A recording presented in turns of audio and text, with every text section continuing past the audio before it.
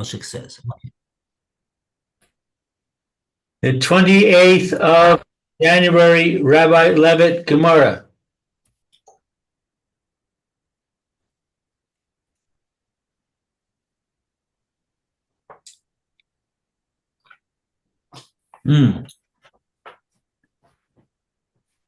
Okay, we're plodding our way through this Gemara. 14b. We're in the middle of the page. The Gemara, Rava asked on Rav Nachman's din in the name of Shmuel.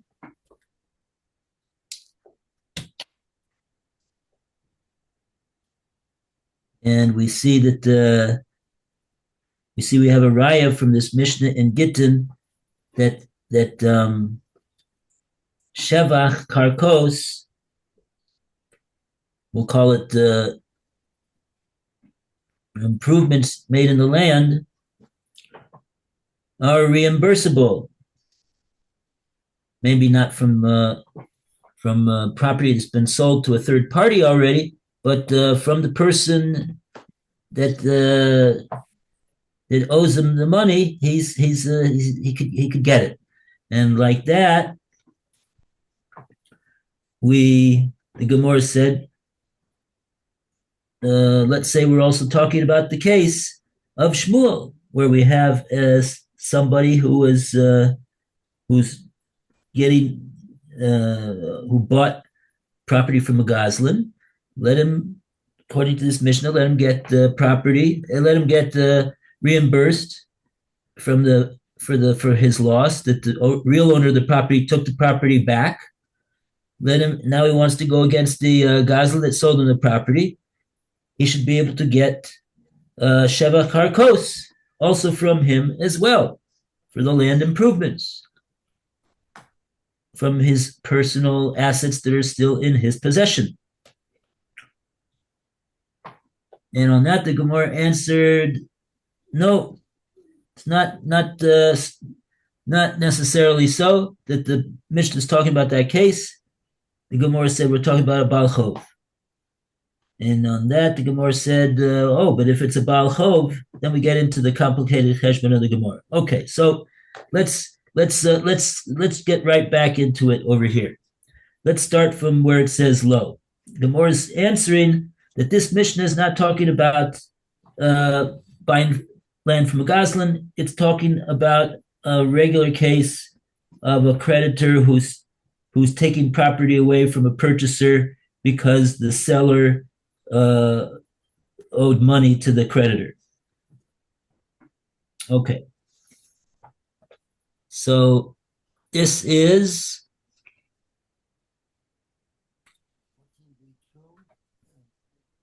where is it? It's right in the middle of the page. First word in the line is karkos.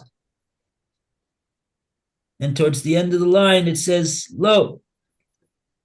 You could read the question, my love, the lokeach migazlan, and the Gemara answers lo.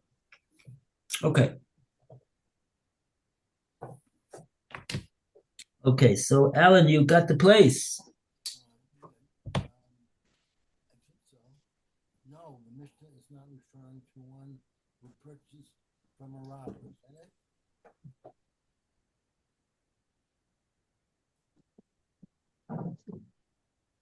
Alan? Yeah, is that it? Not hearing you, Alan, very well. It should be in there. You're too soft, Alan. What's that? You're too soft. I don't know if you're not near the mic or what. Wait for me a little bit.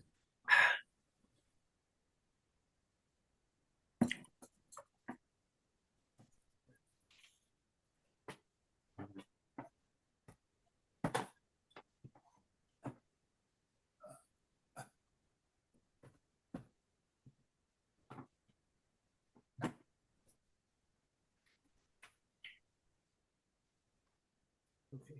No. Can you hear me now? Not too well. It's very Too soft.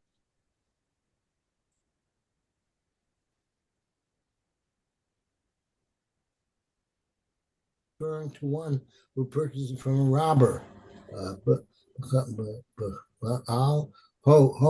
Rather, it refers to a case in which the purchased land is improved and then seized by the seller's creditor. In such a case, it does not resemble interest if the purchaser is compensated by the seller for his improvements.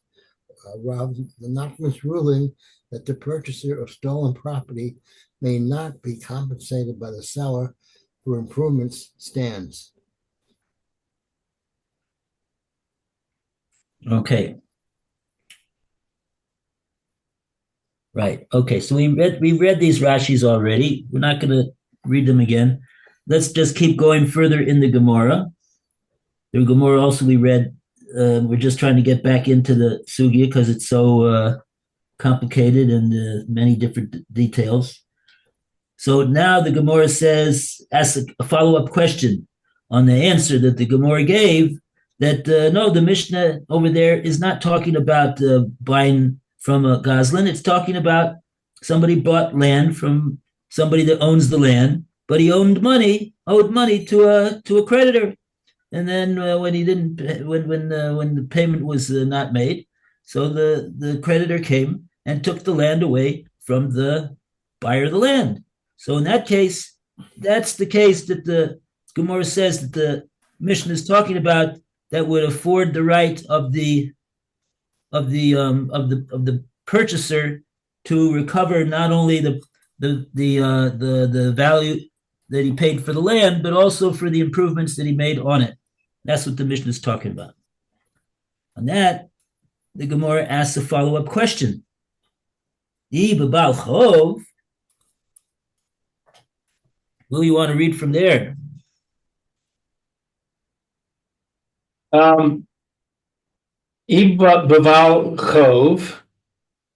If the Mishnah refers to a case in which the land is seized by the seller's creditor, Ema Resha, then explain the first part of the Mishnah, which states, Ein motzi'in la'achilas. We do not collect from sold property for consumption of produce. E b'val chov. Now, if it refers to the compensation of a purchaser for ripe fruit, which was seized by a creditor, together with the purchased land, Bal chov mi is le pere. Does the creditor have a right to collect such produce from the purchaser? Does the creditor have a right to Amar Shmuel, but Shmuel said, Bal chov gove es hashvach.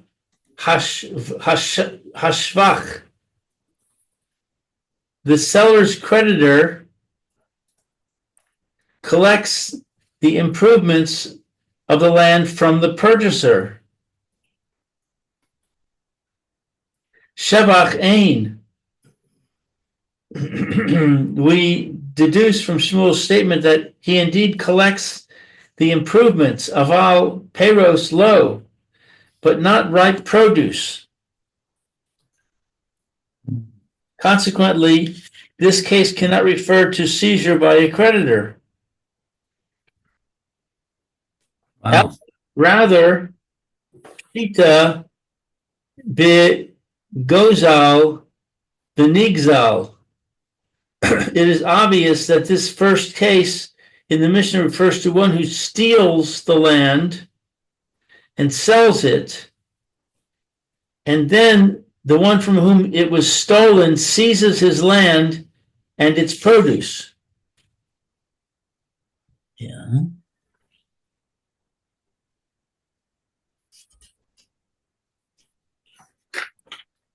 Okay. I personally don't really get it, but Not that there's anything difficult. I mean, whatever, it's difficult because what the Gemara is doing now, it's now talking about another case that you have to put into your head. Ein motzin lachilas peros. Well, I think I understand it to be saying that because the case says that the produce, the ripe produce, is something that is given back to the one who's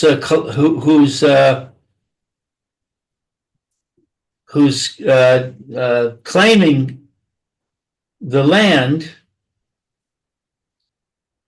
That person who's claiming the land cannot be the creditor, because the creditor has no right to the ripe produce. But on the other hand, the original owner from whom the land was stolen, he does have a right to the ripe produce because it's his produce. So the case must be that it's the case of theft, not the case of a loan. Okay, you understand it? They're good, better than me. I mean, what's hard to understand is that it's not the same case at all. We're trying to disprove the fact that this purchaser is being his land is being taken away by a creditor,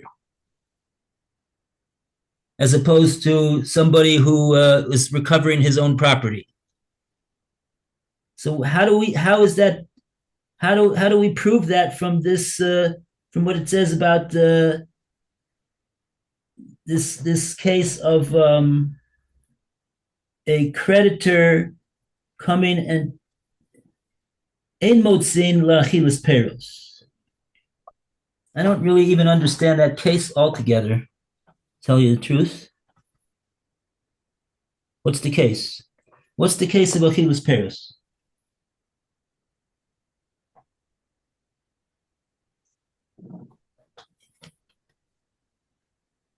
So Rashi says we're talking about a case of a field that was taken away when it was bearing ripe perus from the one that purchased the field. The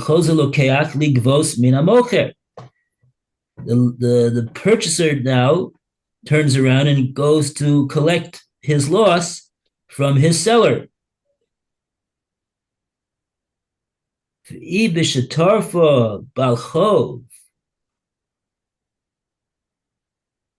Mi islay lebal chov perus gemurin hamukubarim bakarka veinin srikin lekarka klum yochol letorfun. Could he collect them?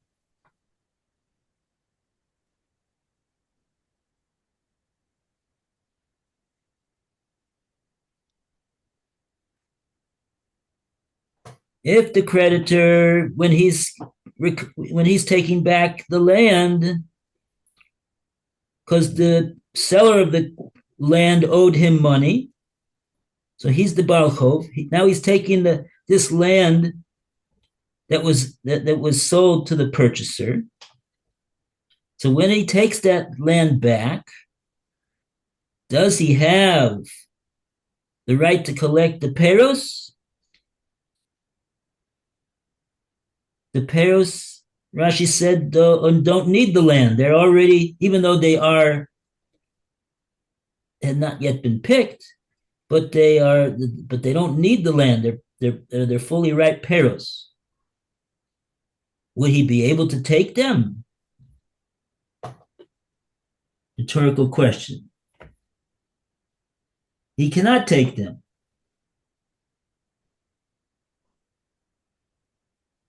What does that prove? What is that? I don't understand. What did that prove about our case?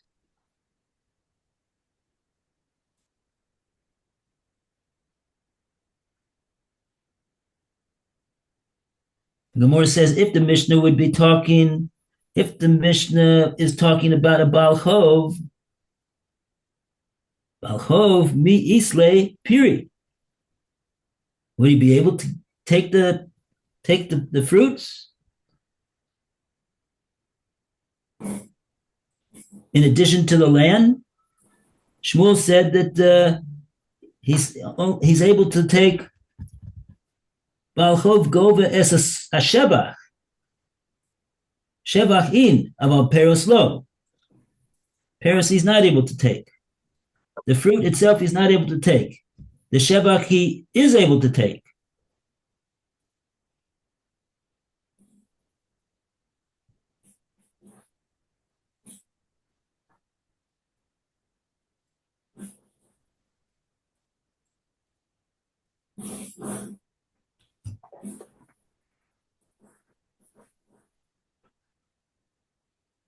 I don't know. It's too much for me. I can't figure it out. Okay. Anyway, so the Gemara, in any case, Gemara says this is a proof that we can't be talking about a Baal Chov. And therefore, says the Gemara Pshita, that we're talking about a case of Gozel v'Nigzal.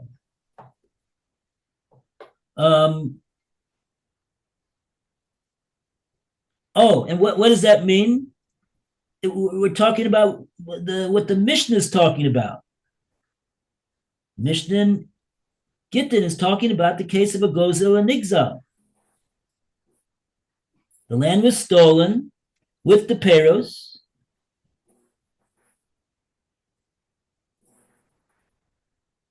and it was sold like that to the Lokeach, the purchaser. Okay, I guess. Okay, so then now, okay, this is difficult. It's a difficult Gemara. This Gemara's been difficult for days on end. Okay, let's read the Rashi that we could do. We're up to Rashi, the Ramaskil, the Gozel, the Nigzal.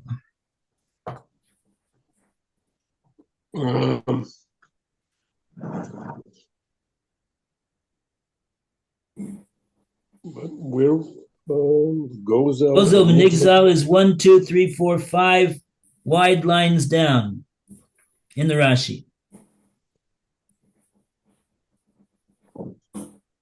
It says Mi Gozel v'Nigzal, right? Mi Gozel v'Nigzal? You say a Li Gozel v'Nigzal? Maybe that's another month. I don't even see where that one is.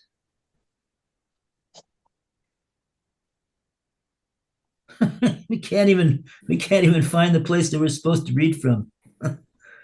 Well, that's a B. No, that's a B. That's a bet. Okay, it's Big Gozel v'Nigzal. Yeah. Okay. So the one is the thief and one is the guy who's being stolen from. Ukagon, Shagazla, and like Shagazla that it was stolen in Eroteva with its produce, the Machra, and it was sold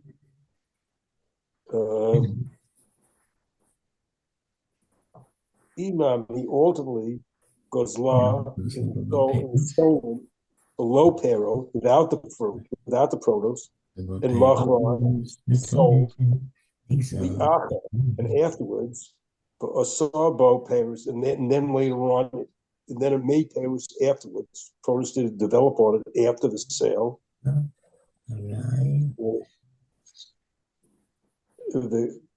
The Toan, and he claims the Nigzal, the victim, the one it was stolen from, Arai Hashtrach. something about I see the improvements. I don't know what that means.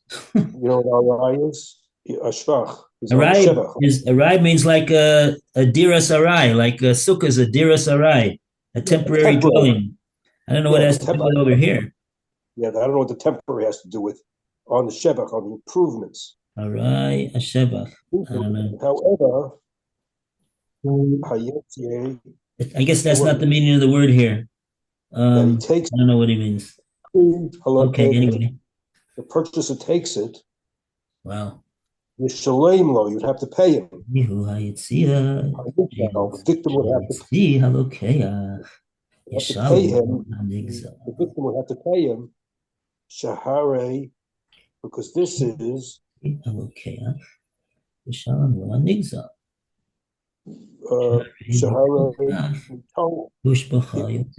in Kach Hashav with the improvements.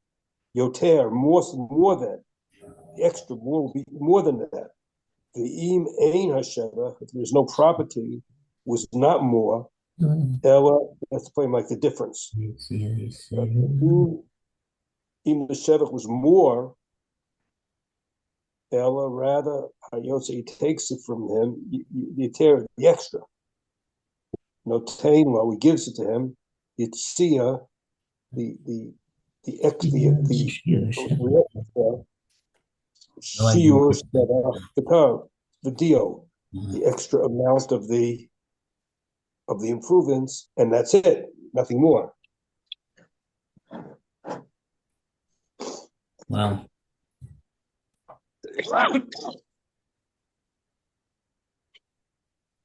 Okay, let me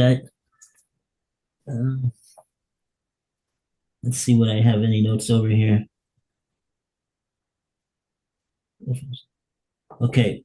First of all, let me see. This is going in Rashi. This is going in Rashi. Okay, so we're talking about Rashi's talking about the property was stolen. First, he says a field was stolen that had peros on the field, and then after that, it was sold like that to the lokeach, the purchaser, and then presumably the purchaser ate the peros because he bought the property and the peros. Government on nigzal estimea peros shenigzalu mimenu. Oh, so in that case, we can explain that when the nigzal shows up, the person, the true owner of the property, and he takes back the property from the purchaser, he'll be entitled not only to take the real property back, but he'll also be able to say, hey, you ate $1,000 worth of peros off my field that the person that sold it to you, he stole it from me. So he's going to have to pay the true owner of the field for the peros that he ate, because the peros that he ate belonged to the true owner. That's easy to understand. Or Rashi said, alternatively, we could say, even where the lokeach himself, he was the one that grew the peros. The field was an empty field that he bought. It was stolen, but it was empty, and he worked to produce the peros. In that case, so then when the owner comes and recovers his property, what do we say about the peros? Can he recover the property without paying anything and also get the peros also?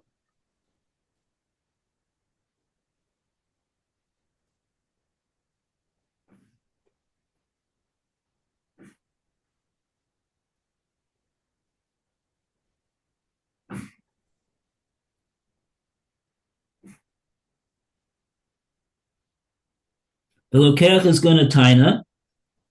The seller is going to taina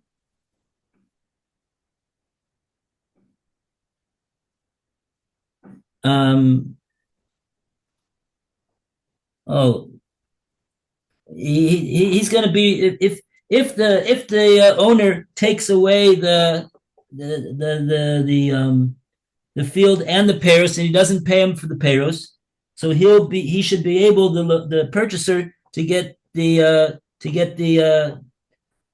price of the payros back from the one that sold him, the Goslin. Oh, and if we say like that, we're saying that we don't go with this that Shmuel said, that he won't get paid back like that, because that'll look like ribis. We don't say that if according to this.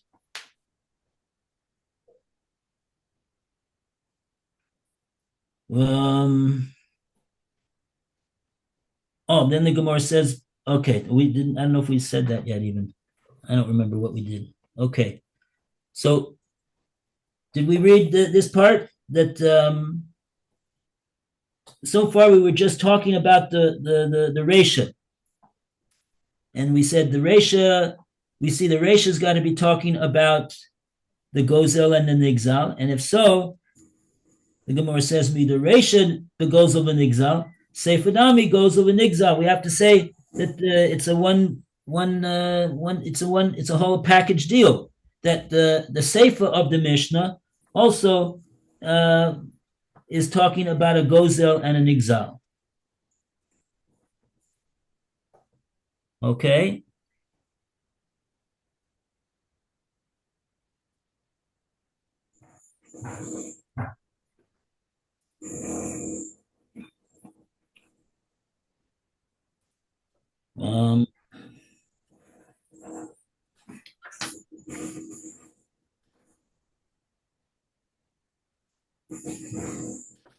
The Gemara says no. Okay. Okay, we don't have any Rashi on that.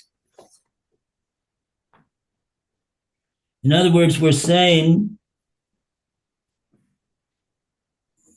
you want to read a note that you have in the art scroll? You have a note over here? Because Rashi doesn't say anything over here. I'm not sure which note to read.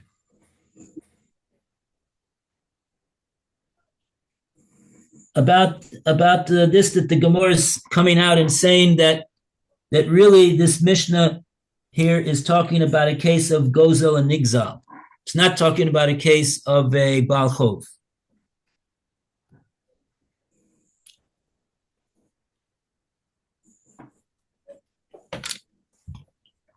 $24.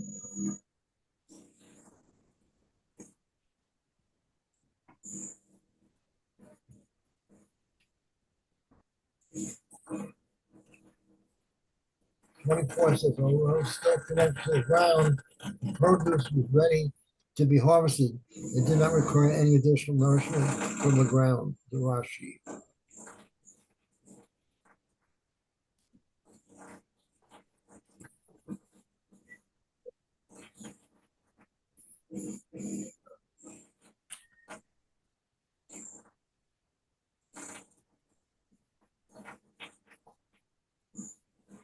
The Gemara now is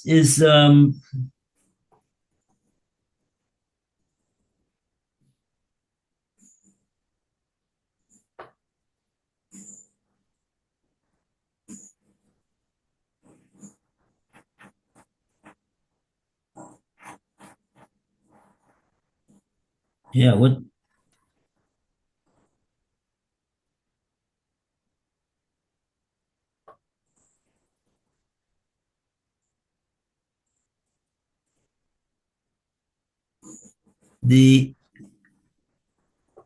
It seems to me that the Gemara is, first of all, you have to identify what does the Gemara mean when it says the Resha and the Seifa.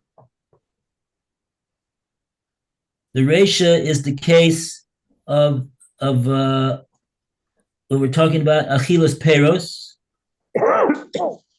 And I think the Seifa is talking about our case of Shevach Karkos. So the Gemara is making the point now that if we're going to say that the case of Achilas Peros, which is the Reisha.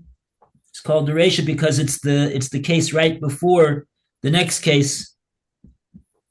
If that case cannot be talking about a Baal Chov, it can only be talking about a Gazlan and a Nigzal. So too, the Seifa will say, which is part of the same Mishnah. So for symmetry purposes, we like to say that the Mishnah is talking about one case. And if we see that the first part of the Mishnah, which is talking about a case of Ein Motzi Achilas Peros, so we just got through proving that case cannot be talking about a Baal Chov, but it's talking about a Gazlan and a Nigzal. So too, we'll say that the Seifa is also talking about such a case. And the Seifa is our case. What do I mean when I say our case? It's our case that we were talking about when you've got an issue of the purchaser who bought land from the Gazlan, and he and he made shevach in the karka. He invested in the karka and he improved the value of the karka with his work and investment. So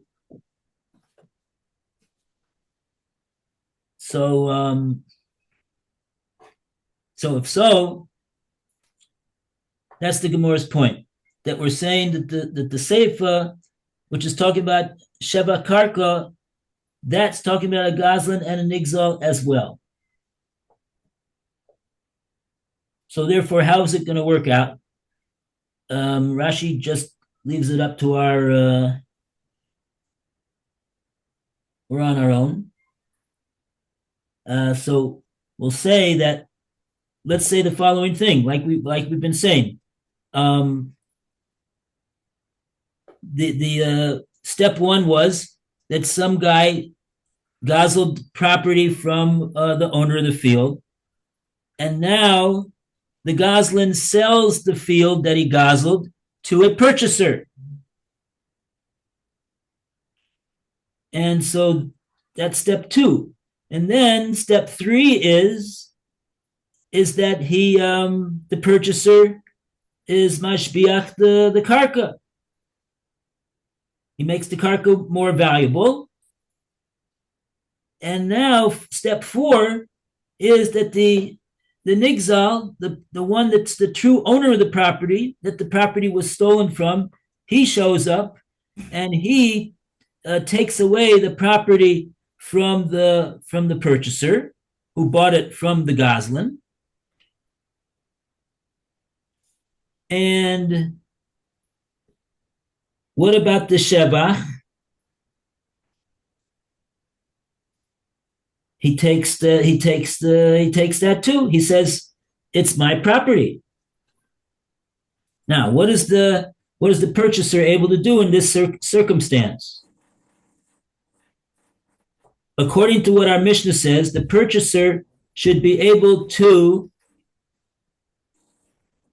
go back to his seller, and he will collect the purchase price of the land that he bought,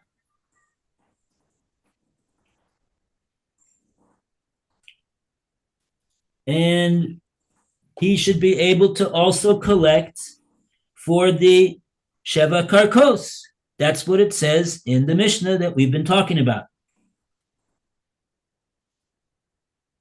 And so if we're right, that if the Reish is talking about a case of Gazlan and an Nigzal, so therefore we'll say accordingly that the Seifa of the very same Mishnah has got to be dealing with the same factual scenario as well.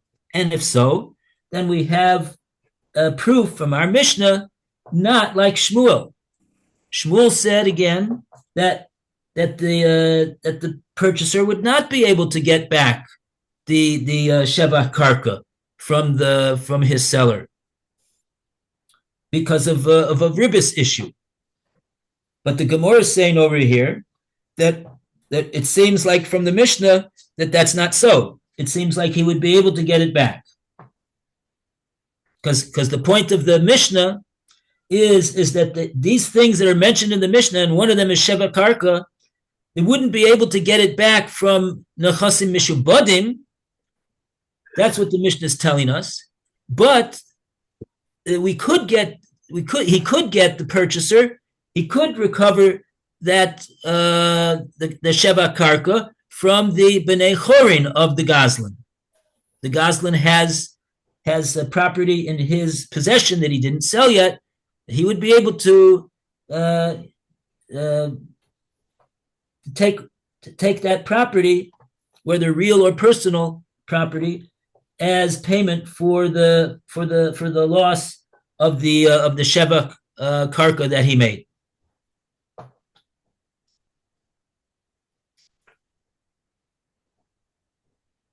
Okay. Sheva Karka is the produce or the improvement? Sheva Karka is the improved value of the field.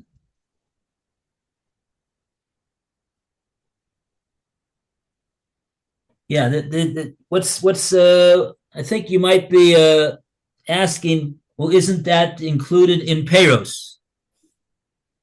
Or rather, aren't Peros, isn't the value, if you have a field that has fruit on it, isn't that called the Shevach of the Karka? So we see over here, we've mentioned this over here before, that Shmuel made a distinction between them. Shmuel said that the Baal Chov can collect from the Shevach, but he cannot collect from the Peros. So we see that we see over here, at least according to Shmuel, they are regarded as two separate things. Right. Maybe right. Especially if the peros are fully ripe and they don't need the karka anymore. And that's the case that Rashi mentioned. He made a point of saying that even though they still haven't been harvested, but they are fully ripe and they do not need the karka anymore. The karka is not providing them with any sustenance to further their development. They're already fully developed peros, so it's they're not really connected to the karka. They got no connection to the karka, even though they're physically connected to the karka.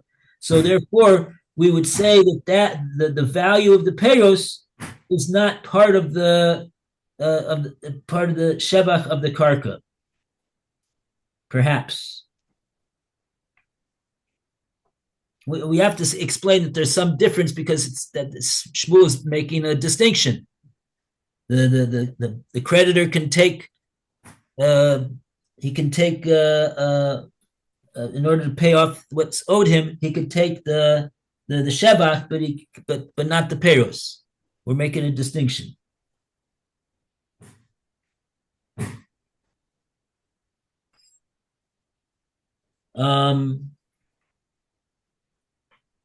I think our time is up. Our time is up. Okay. Take care. No, Yes. I'm not going to go today.